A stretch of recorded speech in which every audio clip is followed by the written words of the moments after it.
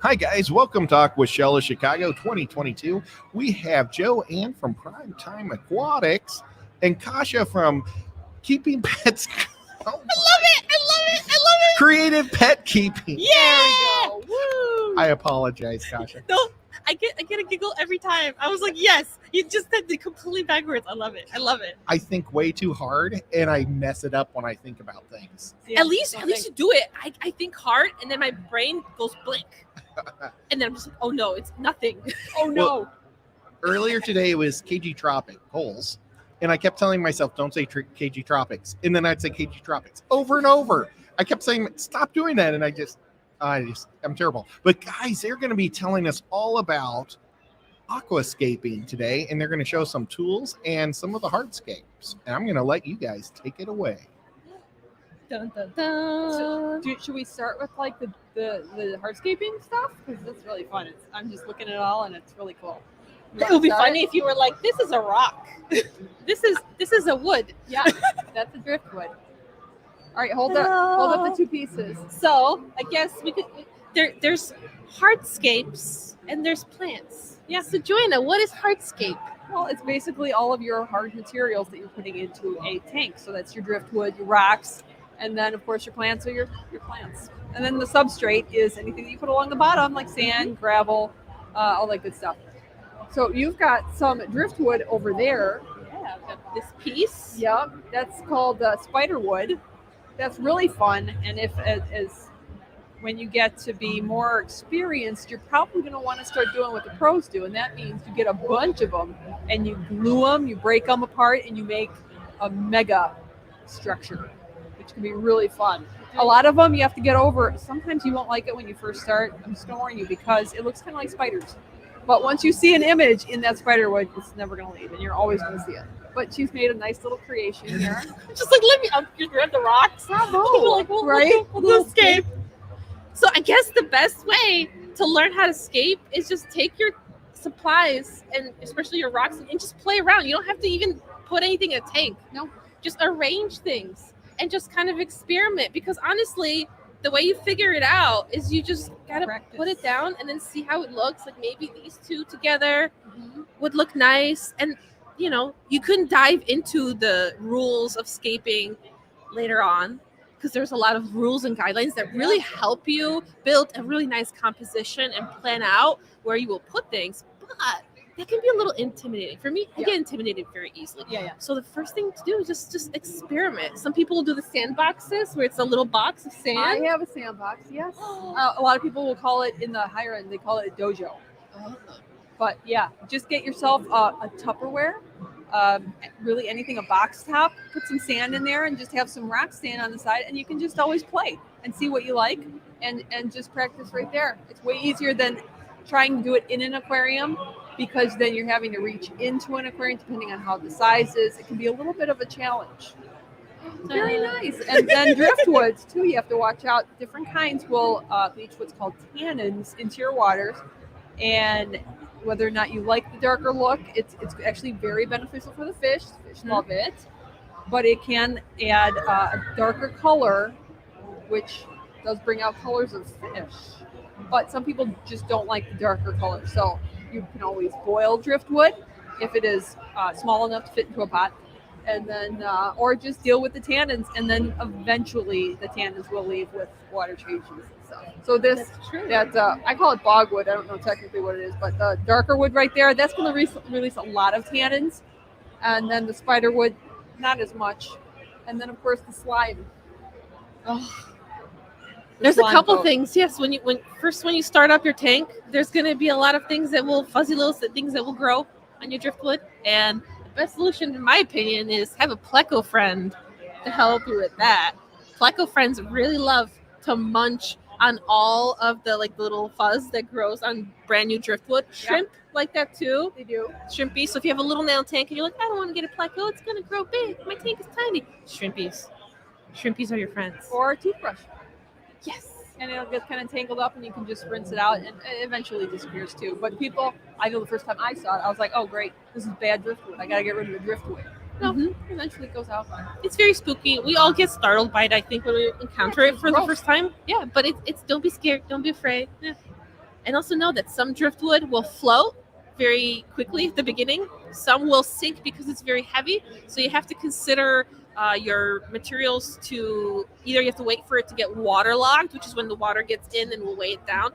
Or if you want to, cheat because you're like, oh, I'm setting up my tank, you would grab a rock and maybe like, I don't want this to float away. And you would be like, oh, I'm just gonna place this rock. Yeah. And then weigh it down. Now I just want to grab all the rocks and be like, can we just escape? I want to set it up. This is fun. Yeah. Or you can use super glue. Yeah. And then what True, you can do glue it. to fill up little like pieces or little parts between, because they probably won't nest completely together. So you can use filter floss. You can use parts of a cotton ball. Even paper towels, believe it or not, you can get a little piece, kind of cram a little section in there, drop some super glue so the super glue kind of soaks into the paper towel, and you wouldn't believe how well that holds. Yeah, lots of tricks. All right, so what kind of, you want to talk about the rock that you have? I think this is Dragonstone. Very good. Do I get a point? Ding, ding, Yay. ding. So I actually I'm not very good at recognizing the different types of wood or the stones yet, but I'm figuring it out. But you don't really have to entirely. If you want to play it safe, if you go to most fish stores, they will have an area with rocks that are going to be aquarium safe. So if you want to play it safe in a fish store, this event at Aquashella, there's a lot of rocks that are aquarium safe that you don't have to worry about it. You don't have to know like what kind of type, what kind of rock it is, like me, and then you can try it out. Yeah. So this one's Dragonstone. I know this is a softer stone, so it's much easier to break it apart and then form a lot of different pieces. Yeah, you could play around with it. Whenever you look at a piece, always consider it from different angles. You can get very creative. You can make things stand up. You can make them sideways. Lay it down. Yeah. It all matters. And this is the worst one with clay. It's basically all these little nooks and crannies are filled with like clay, like a sand sort of substance. So this is the rock that you definitely want to rinse off the best, because otherwise you're going to put it in your tank and then you're going to fill it up and then it's just going to kind of leach out and just make your water all dirty. So definitely soak this and get your toothbrush back out and clean little nooks and crannies. All right, let's see what else we got. Oh, this is one of my favorites. I actually don't know what this one would be called. Elephant skin. Really? Yeah. I kept calling it the Utah stone because it looks like if you stack these, you can make a little like Utah like national park kind of. Exactly. I love this. The texture is really beautiful. If you now all rock will have algae that will grow on it at some point, so if that will bother you getting into those little crevices, just kind of keep that in mind. But it's a beautiful color. I like this with the moonlight sand from Carib Sea. Really beautiful. Or even black, like if you get a black sand, although I do like sand. That's my substitute of choice on nano tank. So I don't use a whole lot of gravel except if I'm going to use it as like an accent stone. But this looks really pretty. It's a nice kind of off-white, but really cool that you should consider. All right, do you know what this is? This one? Yeah. This is fun. I'm going to guess. Is this petrified wood or no? Yeah, I got it right. Why did I doubt? I don't know. I always doubt myself. Right. 2 for 2 here. Good job. But these I don't know. So well, I just left that one out. You're 2 for 2. Thank you. Yeah, I love this. Even if you have a very tiny tank, this is usually one of my favorites to go because each piece has so much like character and interest and stuff. And then color variation too. Oh, it's beautiful when it gets wet because you don't really see these colors truly until it gets wet. Then you see the different. I think it's like these bands of like orange a little bit because it's wood. Yeah, and that's a good point. When you are buying your rock at an aquarium, if you are an aquarium store, the best thing you can do, and they should have some sort of a pond or some sort of water, or ask them for some water. Get the rock wet. So you know what color it'll actually be, because it will not be any of these colors in your tank. Yeah. It will change. And you'll be like, I thought it was going to be a different color. Gotta see it wet.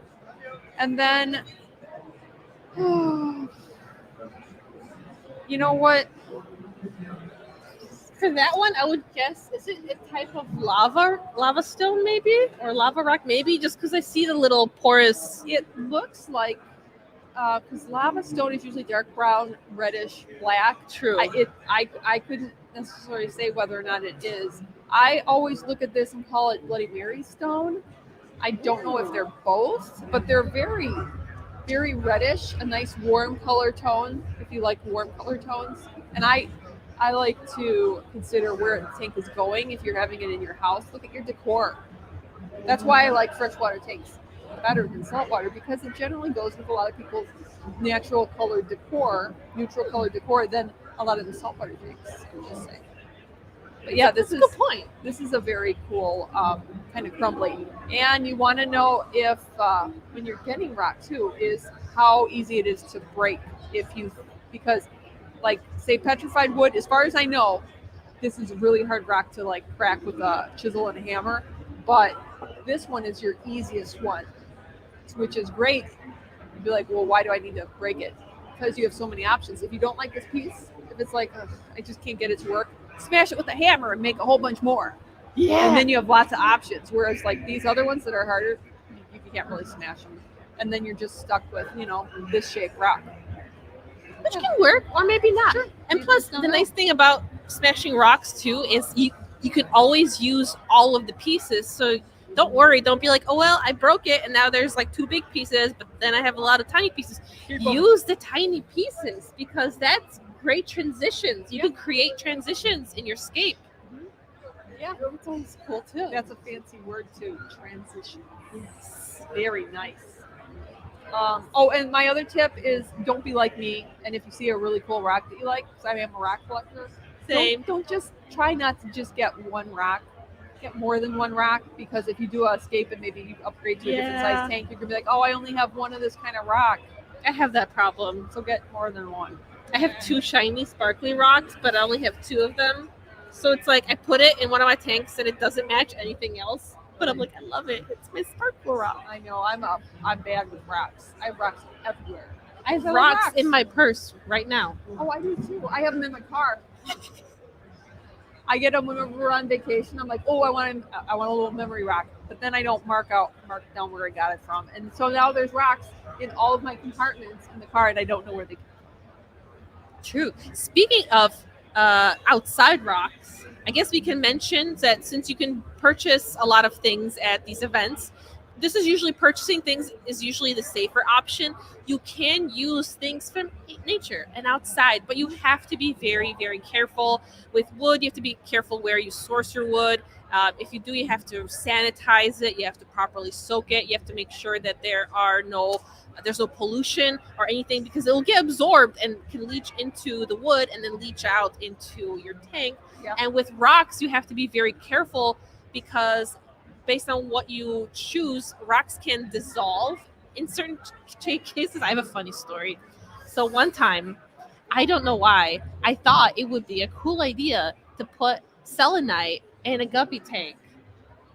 And I didn't know selenite dissolves. It's one of those pretty clear ones that dissolves in water over time. Oh no. So luckily guppies can deal with very high mineral content.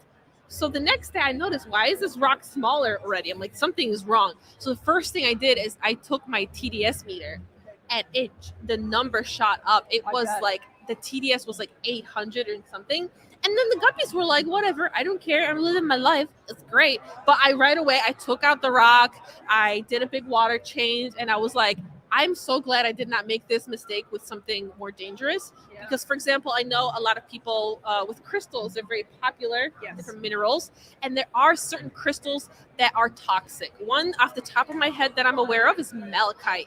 If you put malachite in your water, it's toxic in a sense that it becomes toxic when it's water soluble. So when it touches water, it becomes toxic. So don't drink anything that's got malachite in it. Don't put it in your fish tank because that could be harmful for your fish. So you have to be very careful, which is why if you're a beginner, play it safe. Just purchase your things. Yeah, or if you're not sure, you can bring your rock to like an aquarium store. Some of them are really good and they'll look at it and tell you what it is, like whether or not you can use it, or Google it. I've had rocks that I just didn't know what they were, so just kind of Google the just best describe it and then see if it's aquarium safe, and look at more than one source. Yes. More than one source that says you can include it in your aquarium. Just to be extra safe, because we got to make sure our fishy friends are always safe and secure. Yeah. Okay. Should we move on to the tools? Yeah, tools. I feel like I'm the least Me experienced too, with which aquascaping makes it tools. really funny. That's why I was like, sure, Ed, we'll talk about escaping tools because we don't really, but we can figure it out, right? True. All right. I guess so- that's the fun thing about these events is it's a mixture of a lot of people that specialize in a lot of different like niche things, but there's Yeah. also a lot of things that we learn and share from each other. So if you're ever a beginner, you may be a little intimidated, overwhelmed. Don't worry, we all started out somewhere. There's always new things we're learning from other people. Absolutely. We all start out as beginners, and some of us still are. So this one's actually a nice one. It's a scissor. You may be wondering, like, why do you need a scissor in an aquarium? Because if you have some plants, like stem plants, will actually grow really fast, and they will get too tall, and you'll be like, this doesn't work anymore. That's when you start cutting them, and you make more. So something like this is really nice, and it has a nice bend to it, which can come in really handy when you're trying to get around something, or maybe not try to cut something else.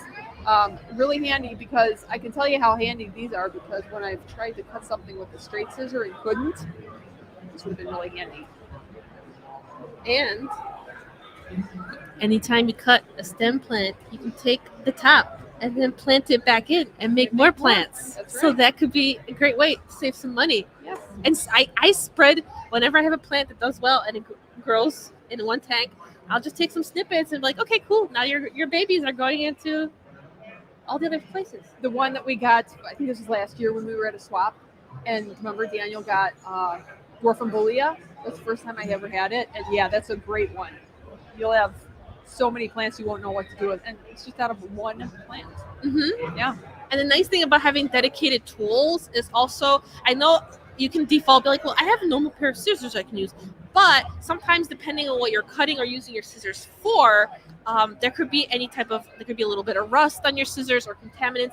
These are materials usually, if you get good quality scaping materials, it usually won't rust for you. And they'll be a lot safer, a lot cleaner, easier to sanitize in between other tanks too, to prevent diseases from spreading. Yeah, and way easier to use, because look at how long they are, and really easy to use when you don't want to get your entire arm inside of a tank. Can you imagine using regular scissors? So like, that'd kind of be a mess. Did you know that some of these tools were, not all of them, but some of them were originally and are surgical tools that doctors use for surgeries? Some of these specific types of scissors. I was talking to some vendors, and they would say that, like, oh, we supply both the medical field and the fish keeping for some of them. Yeah, some of the really good quality, like stainless steel materials. It's kind of cool. I didn't know that before. That I is was like, cool. wow. You're like a fish doctor, fish plant doctor. For rocks. This is really cool. This is the first tool that I think that I ever saw aquascapers use, where I was like, oh yeah, I think that would be pretty cool, but I don't need one. So for the longest time, do you want to know what I used instead of this? A brush? No, I went to the Dollar Tree, because that's what I do, and I got their plastic. It's a set of clay sculpting tools, Mm-hmm. and this. It's much tinier, but it went like this. It had a long point, and all I did was like cut off the point, so it made this, but it was much smaller. I used that for a long time until my sister actually got one of these in a set, and I was like, I really like that. Do you use it? She's like, oh, I don't want that one. I was like, so I finally have this. I've never used that before. Oh, I've it's always so used the fun. brush before, so I'm excited. So fun. If those are in the same kit for the Scape contest, I want to try it. Yeah, because you totally feel legit when you're using this, and it's relaxing too. When Oh you yeah, wanna move. it's like the garden, the little zen sand garden. Yeah.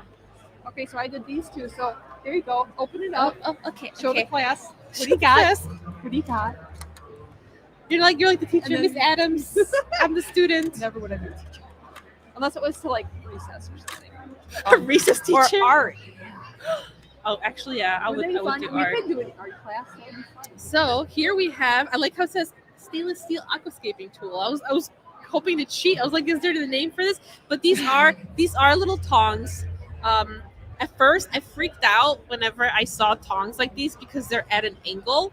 And when you use it for the first time, I feel like everyone has the same struggle, where there is a moment where you try to plant a plant and you're like, this is harder than me using my hand Yes. originally Yes. because it does take a little bit to get used to. It's very weird at first, but once you get used to it, I feel like you can't go back. Then without it, I mean, I'll still use my hands, Yeah. but then, you know, if you're trying to get, and these are so nice and stuck in here, but I was going to demonstrate, if you're trying to get, like, if you're trying to put a plant inside here, like my little chunky fingers are not gonna go in here, you know. I wonder, that'll be funny if you could use the scissors. I was just thinking, but we would you have to snip this with that. And that's I mean, I do have scissors in my little fish cooler with the baby bettas, but still, I don't these know if tools you can be intimidating. I would recommend you could start out with one of those basic small kits, and they also come in different sizes. So you can get the larger ones. You could also get smaller ones if you have very nano tanks and you want something really tiny to help fit. Yeah. I like to have a mix of both, so that's a little easier. Sometimes with bigger tanks, you want to have larger tools. I think larger, easier, right? And they have even longer ones than those. They even have ones. I got a set. I think it was with a razor blade, but it has an extension, so the whole thing is like. I mean, so that's a decent sized tank that you can work on to try and get the algae off the. I just imagine if you had like scissors, but that long. You imagine? And then you have to like trim Jason's beard like from far away, like snip, snip, snip, No. snip. I was thinking if you used them in a tank and you like were cutting the wrong plants, you didn't know it because they were so far away. Oh, Whoops, my Anubias. that's true. Yeah, so that's kind of fun, huh? These are the kind of like sort of basics. Aquascaping can be both extremely complex and it can be also very simple. It's whatever you make it. For some people, they're very particular and want to have things look a certain way. There's some people, me, that just kind of just put things in, and I look at it and I think to myself, does this look cool? Yeah. Do I imagine my pets utilizing it in some sort of way? And that's kind of how I scape. So if I would set this up, I would think about, can I create a little cave? Can I create something that's really fun for both my plants, but also for the particular fish? If I have any fish that like to either hide or spawn in areas, like, can I create something for them to utilize? If I have shrimpies, do I want to create little tiny crevices for the shrimpies to be able to hide away so they can hide from larger fish if there were any in the tank? It's little things that you can consider as you play and experiment and just have fun. I like to, whenever possible, I like to create like a little story. Like you said, like you create things and you know, like if I was little, if I was a fish out of shrimp, I would want to go in there. So you make little nooks and crannies for them to like walk around, and then you know where you keep in mind where your fish are going to be. So say you have killifish, stay at the top of the tank. You may want to keep that in mind when you're doing your escape, to have a lot of interest up at the top. Otherwise, it's going to be your escape down the bottom, and killifish at the top. It'll be kind of. You can keep that in mind. The other thing is to, I would suggest try different styles. Even you may find that you get into like a kind of like a rut, and like for the longest time I was using dragonstone or Cereus stone, and you can do a lot of different scapes with them, but you may wind up saying a lot of my scapes are the same, and you might get a little bored. That's when you have to kind of like push yourself and just try a different kind of rock. It can be really fun and give your tank a whole different look. It's just super fun. True. Yeah. Should we talk about what things we should be careful for when we set up scapes? Because the first thing that pops in my mind is if you have a betta fish, bettas, you have to be mindful, especially if they're long-finned. Are you going to use rocks that are sharp? Probably would be better to avoid any sharp edges. Even with this particular spider wood, I would be a little careful because these edges can be a little sharp for a betta to swim through, and bettas have a tendency to just overestimate where they could fit. So they'll for example, like with this little thing, right, just put this right here. I know for a fact, because I've seen this so many times, that a betta will look at this and be like, yeah, I could totally squeeze through and go in there, and they will. And they can scratch themselves up. So you have to think about safety for your pets. When you stack rocks, you have to be careful that, for example, you just don't do like this, where it's like loosey-goosey. And then one of your fish can swim by, and maybe you have a little pleco or something hanging out here, and then it boop, and then you can get a fish that can be squished or trapped. So just think about safety. Make sure everything is nicely secured. If you have larger fish, I know that with Oscars and any bigger fish, you have to be careful with larger driftwood pieces because they can bump into it and really hurt themselves as they get excited when it comes to feeding. So think about fish safety. And then if you do put a lot of time and effort and maybe even money into an aquascape, consider who's going in there to make sure that they won't destroy your scape. Because they like shellies. If you have anything with shells, they will dig. They will aquascape for you. They will take care of that aquascape you just did, and it'll go bye-bye. Cribs are really great. Francis, they will aquascape. I did one tank that I call the bear paw tank because one of the rocks, the big rock, looked like a bear paw print in it. Oh. And it was that rock was it's like kind of flat. It was standing up for maybe a few days, and then it was now it is laying down. I can still see the bear paw, but the cribs were like, no, we want it down. They were arranged. Right. Have you ever had a fish get very angry when you put something in? Because with my ocellatus, there's times whenever I rearrange rocks, they get so mad and they'll start biting the rock. Like, no, I don't want that right there. And I'm like, I'm sorry. Wow. You're like, pull up a little sign, lady. Like, no, don't rearrange my home. Yeah, that would be that. If you don't have a happy customer, Now a madhouse. Speaking of aquascaping supplies and things you can make, also don't be afraid to sometimes experiment and get very creative. One of the best things I can think of is Joanna's cool idea with leaves, where she took a top of leaves and she used a little stampy cutter thing, and she cut out little tiny itsy bitsy little leaves. So now it's like leaves, but now they're tiny little leaves. So now her scape because she has a scape in the Oazi booth, and it's really pretty, and it looks like it's a garden with little fall leaves, and it's fall right now, so it like matches. And I totally forgot, but in my garden at home, I was growing a summer squash, and one of my summer squash, I have a little tiny squash, and I thought about it last night. I was going to sleep, and I was like, this is a great idea. I should bring my little squash and then give it to Joanna to go with fall scape. And then I forgot the little tiny squash. Maybe I'll bring it tomorrow. I forgot. I was going to actually put a little pumpkin because, FYI, polymer clay once baked is fish safe, aquarium safe. So when I did, and this, the leaf punch thing, because I'm obsessed with miniatures, I did I want to say at least 2 years ago, it may have been longer, but it was for my pumpkin shrimp tank. I thought that pumpkin shrimp deserved an autumn-inspired tank. Who wouldn't, right? And it's fun to see the leaves swirling around and everything, but I made them little tiny clay pumpkins. Yeah, but yeah, sky's the limit for an aquascape. And don't get frustrated when you're looking at all the pros. So especially if you're coming to Aquashella, if you go to any kind of event, it can be very easy to look around, and they got the pros scaping, big tanks, small tanks, and you'd be like, my tank does not look like that, or I can't. Well, guess what? They all started somewhere too, and everybody's style is different. You need to find your own style, your own jam, and it can be really cool because they can be totally different. Styles can be totally different, and it's just there's really no point in comparing. You're just working with three people, you, yourself, and you. Speaking of aquascaping, I love that as we sit here in the audience, we see like this beautiful piece of driftwood. It's just walking around. I'm like, this is what we excited. I think is it only fish people that would spend ridiculous amounts of money on rocks and sticks? Yeah, that's us. Yeah, we would. I would. We totally would. Oh yeah, I can spot a piece of driftwood like a mile away down the aisle. I'm like, oh. One time it was, I want to say, was it Dallas last year? I was at the driftwood booth, Pet World. Is it Pet World? Huge driftwood and rock. Oh, the big driftwood is coming. There it is. You'll get to see it. Look at this. This is Austin from Fantastic Freaks. Beautiful. It's going into a 510-gallon plywood tank. Wow. I was wondering what size tank. Gallon. Austin, Plywood tank from a new puffer. Austin, can we have you go behind the table so we can see it better? Here. I don't know if it's going to stand up or not. Or just walk around behind the girls.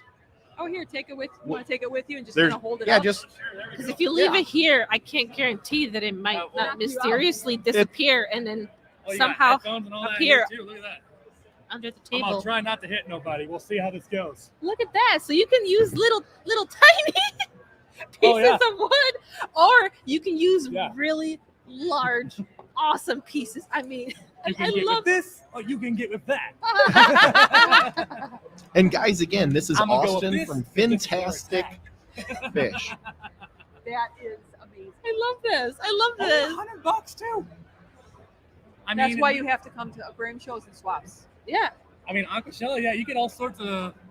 I mean, you get this at a fish store, you're easily paying double that. Oh my gosh. I mean, you have maybe this triple. car payment, yeah. I mean, True. yeah, it's almost like a nice car payment. You nailed it. Right? It's just nuts. That's but amazing. And Bex you said loves that wood. removed puffers going in there? Yes, 510-gallon plywood tank. It's 8 feet long, 3 foot 3 inches front to back. There, I'm pretty stoked for it. The only problem is I live in a house that was completed in the late Victorian age, so the doorways aren't all that big. Oh. So the stand doesn't fit in my doorway, so I got to build a new stand. Otherwise, I'd probably have it set up a lot more. But well, you know what? We'll figure something out there. Yeah, it'll be worth it. Wow, nice. It's. That was beautiful timing too, I know. What? It's just. And cue the drift. right? Just goes to show how many cool things you can get at this show. And it's, I mean, I know that there's some people that can't come to shows, and you sometimes are in a situation where you don't have local stores and you have to select something online. And there it could be tricky because sometimes you can get something that's the actual picture. Sometimes there's be like a generic picture that represents the type of wood, but you can see this in the picture and get something like this. So what's nice about going to these shows is you can actually look at all the pieces, really get a good idea of the size, kind of play around with it, experiment, and really choose something that will be awesome. Yes, like that. I mean, there's bigger pieces than even this over there yet. I mean, if you want something, I mean, they got pieces over there that are more like if you like branched wood and all that, I mean, they got stuff like that. If you like wood that's like just, long and, covers like the whole footprint of the tank and all that. I know that's what she said, right? But but at the same time, I mean, the selection over there is crazy. I mean, different sizes, different kinds. I mean, personally, I almost got a ghostwood piece too. That was even longer than this. Like it was maybe like 3 inches shorter than me. It was. I'm 6'4", so it's crazy the selection over there, and just really these places in general. It'd be funny to see a lot of cars and trucks leaving Aquashella with a bunch of driftwood sticking out. Wouldn't that be funny? They'd be like, Yeah, that's. what's going on there? I mean, I can only imagine looking at all those wood, that wood over there. I don't envy how much time it took to unload that and set that all up and make it. And you know, lifting show all that presentable. weight of the rocks. Pass. Hard pass. If you want to work out, haul some rocks. Me and I Kasha started out with the will take buckets care of of these. water. Yeah, the little Right. little tiny, We'll like clean you get up the the little tiny table. pieces of wood. But they add up after a while. Yes, True. they do. I mean, you put them in a box, they add up quickly. Yeah. Yeah. Have you ever tried to like tidy up and or organize your stuff and you put it into a big huge tote and you're like, that was dumb. That was really dumb. I Yeah, gotta move that tote. You're like, but also like, what if you remember you want a particular rock and that rock happens to be at the bottom of the tote that you put it in? So now you got to take out all the rocks, grab the rock you want, and then put all the rocks back. Yeah. Struggles. Fish keeping struggles. Well, cool. It's a good struggle, though. Yeah. I mean, it's really fun. If Austin's going to stay up there, you want to put your earphones on? Oh, there's headphones Yeah. up here. Yeah. But- Here. We've got a question from Edwin. Well, look at that there. Hello, Yes, I will Edwin. have You want to me put to- this- Edwin would like to know the best How do I way. put this down, though, without lacking the other two? That's why we're helping. We're trying to help out. We'll just team Oh, up. there we go. Oh, thank you. There we go. Teamwork. Give me a minute and I'll figure things out We'll eventually. just do Scape. All right, there we go. It looks like a little creature. Aw, the branch had a child. Child. Baby, French, Baby. I love it. Okay, guys, so Edwin has a question. Yes. He would like to know what's the best way to successfully plant tissue cultures in your aquarium? And it looks like this is a Joanne question. Well, I have a way that I like to do tissue cultures because they are very, very tiny. Let's just take, and I do buy a lot of tissue culture plants, even at Petco PetSmart, like Micro Sword or Bacopa, and they have tiny little roots, right? And you put them in the sand or even aqua soil. Good luck with aqua soil. I would not recommend putting tissue culture plants in aqua soil unless you have a cap with sand or gravel, because there's nothing to really hold on to it. But what I like to do, and I have them with me somewhere, I take a comb, like a regular long comb, and I cut it into little pieces.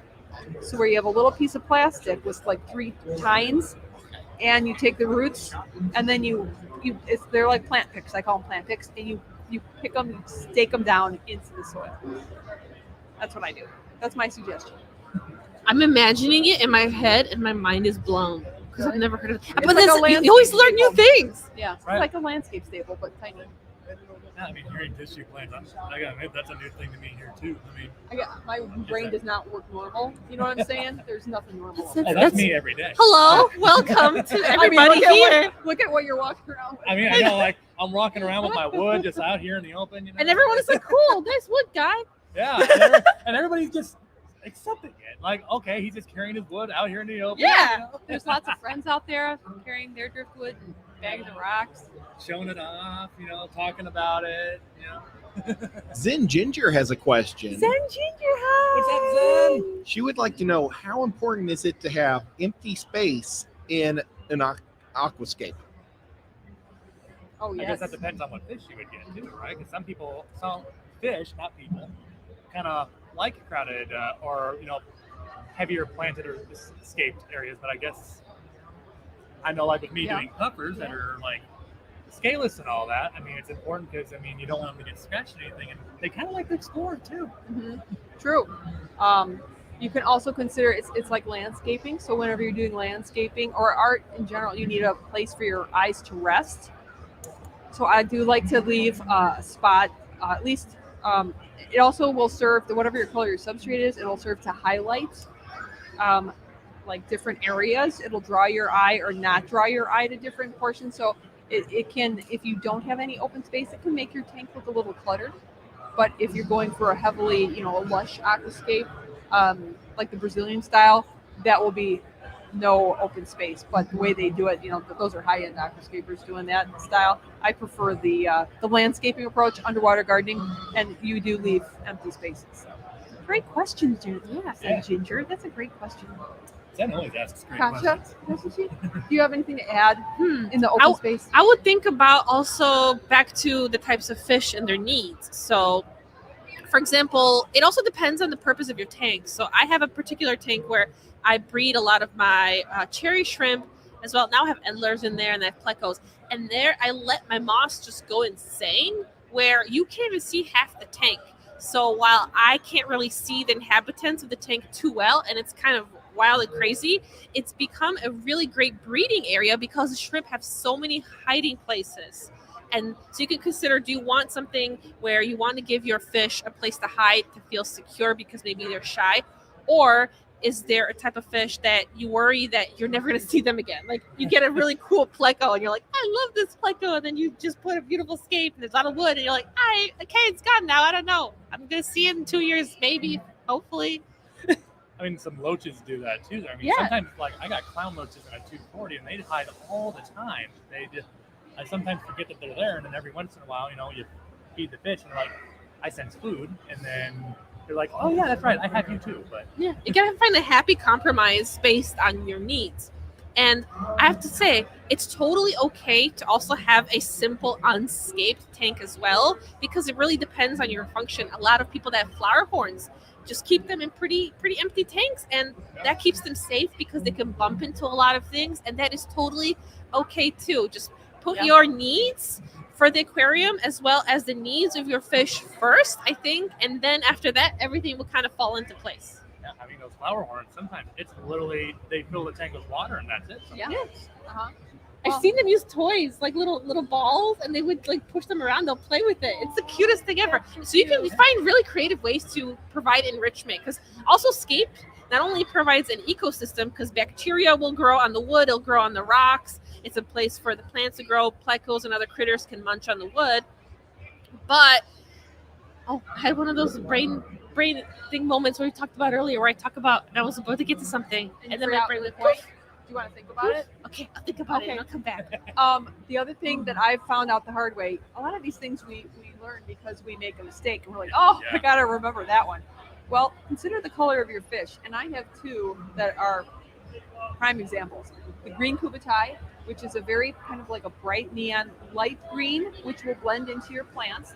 And then also the emerald green rasbora, which is kind of like it almost looks like a bluish, greenish, and some brown. So I used the dragon stone with the emerald green rasboras, which they blend right in. They blend right into that rock. You can't see them at all. So if I were to have more open space, even like the backdrop, if my backdrop is black, say if I had in the center of the tank a lot more of the backdrop that I could see, I would be able to see them swimming back and forth as opposed to just little flashes. Or maybe in the next scape, I would do less of that rock so that they would kind of stand out. And then the green kubatai, the more plants that you have, they just blend right into the plants and you can't see them. So keep in mind like where they're swimming, where you want to see them, and then like what color they are so they don't blend right into your whole aquascape.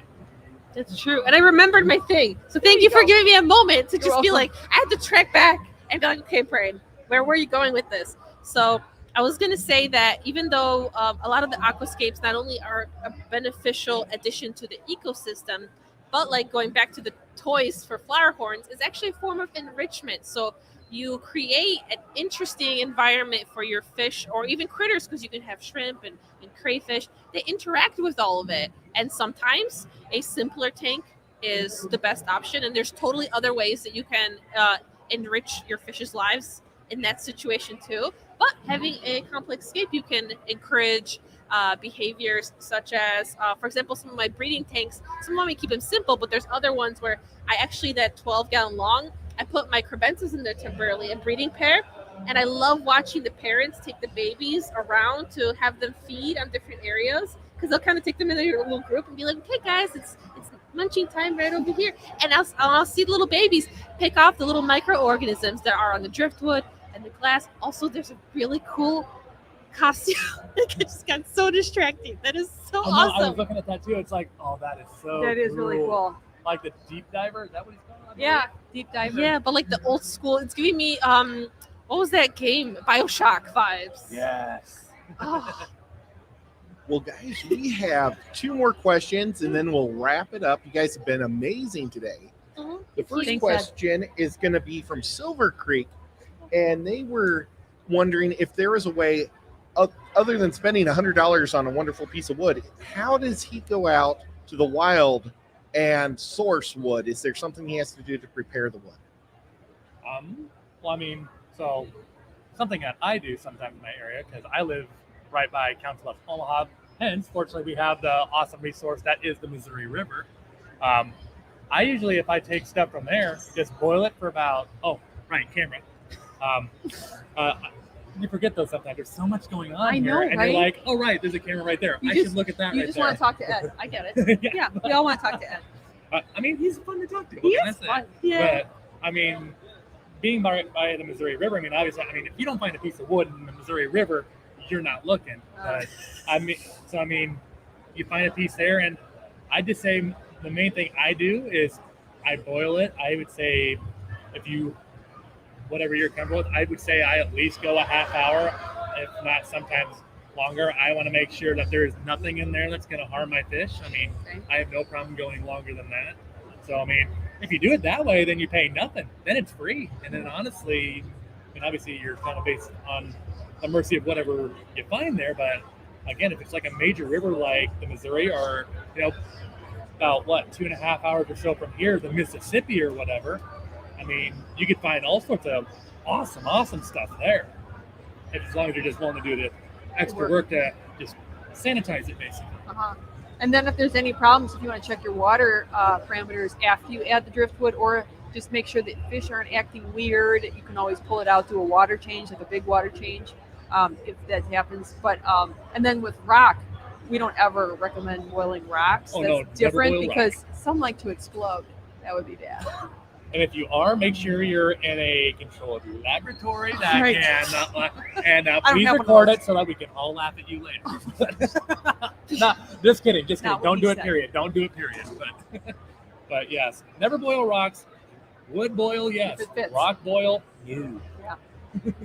Yeah, you could just rinse your rock, and I guess you don't have to worry about any critters usually hitchhiking unless there's any crazy like crevices. I've heard horror stories from like the saltwater community of people that got live rock, and then they would get that worm, that crazy creepy worm that grows super long. Ooh, and yeah. it's super spooky, and you can get those sometimes. And I saw it; it was very scary, and now that made me a little afraid of saltwater. But That's another negative for saltwater. But I like it. But it's cool. It's so cool. We love you, saltwater people. But you can also clean rock with like a bleach or a hydrogen peroxide dilution. You can always Google that. And just make sure it's dry before you put it in your aquarium.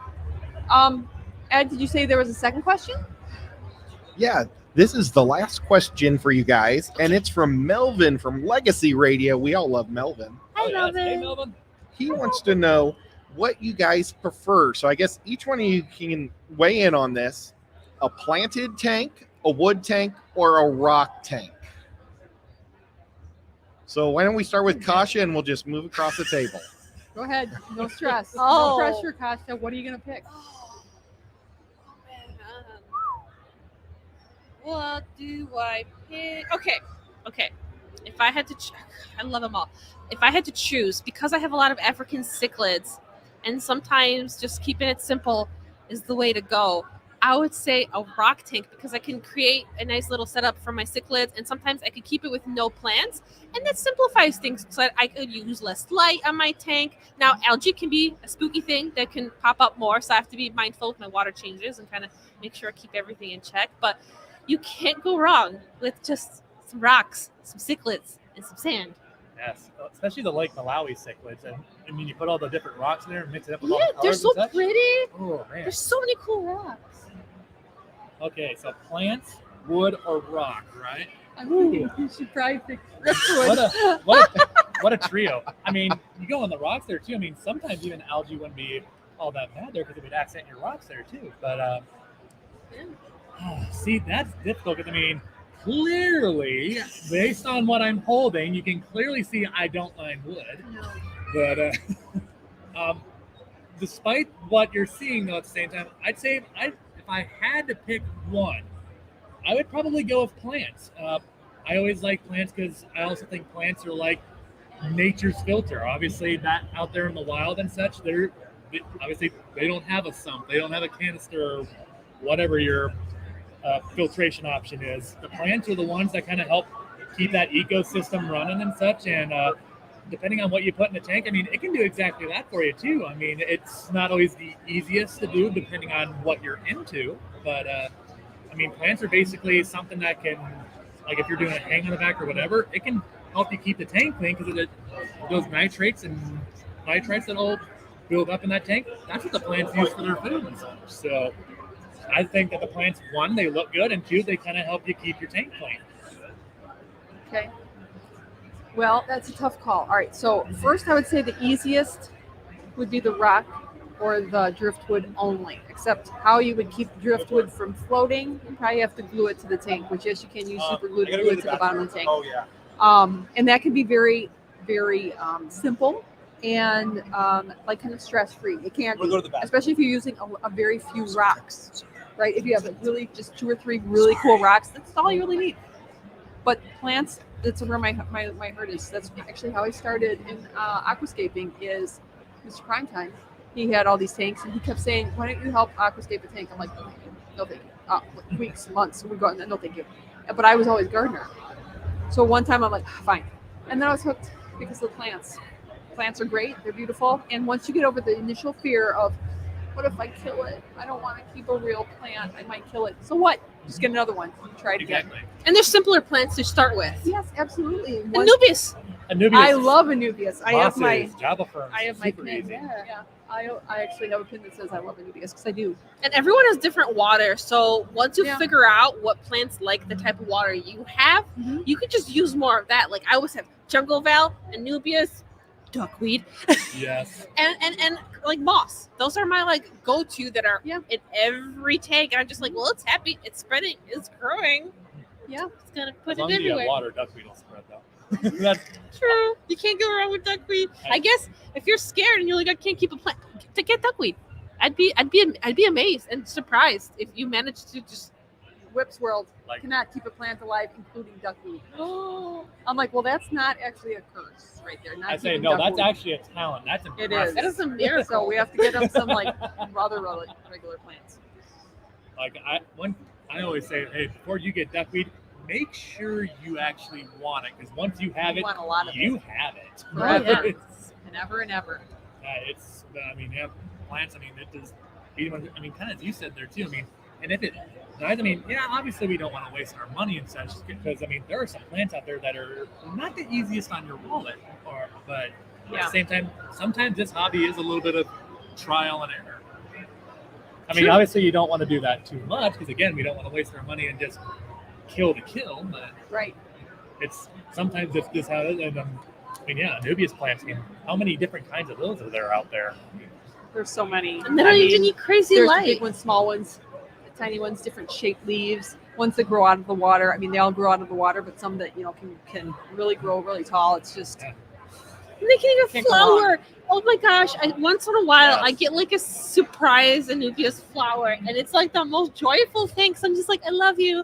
Please know. never go away. And then eventually it does, and I'm just like, no, but it was so beautiful. Mine usually go away because the fish eat like oh, flower, yay, salad. But it's just, You know, guys, you were amazing. We need to wrap it up, but Okay, can all right. can each one of you tell us how to find you?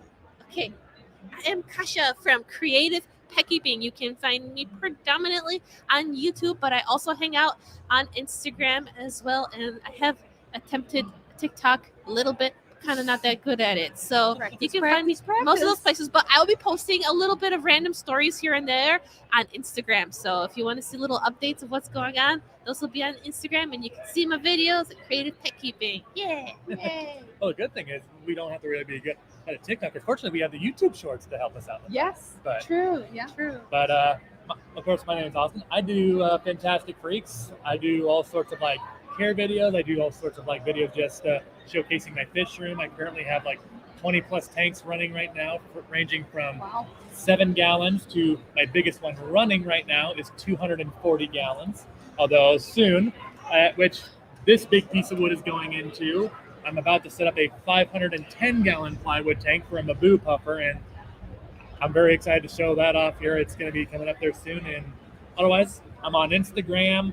I have a TikTok account, but you might find 2 things on there at all. I'm impatient with social media, so I'm like, okay, I'm not good at this. I'm just gonna do Instagram and call Jump that ship. good. Yeah, exactly. I am Joanna. I'm with my husband, Mr. Primetime, on Primetime Aquatics, but I also have my own nano channel because nano tanks are cool. And that's the small Scape. There you go. YouTube, Instagram. There you go. Awesome. Thank you guys so much. And we all hope you guys enjoy the rest of Aquashella. We'll have another stream coming up in a few minutes.